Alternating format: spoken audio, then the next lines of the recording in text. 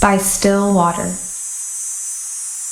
As I rest alone by the still, still water, I hear the winsome notes of a far-off song. A yellow leaf floats down to lie beside another, and the thoughts I think are still, still thoughts and long. The clouds, white as fluffs of foam on the billows, and bright bits of the sky, more blue than the sea, lie there with the gold-browned wands of the willows. If stillness is sound, it is singing to me.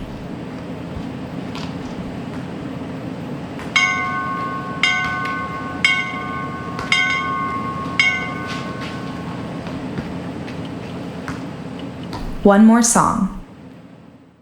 A little bird sat in a tree when storm clouds gathered round. The sun grew dim, and the wind came up, and thunder rumbled round. He quickly looked this way and that, as if to judge how long. Then satisfied, he seemed to say, "There's time for one more song."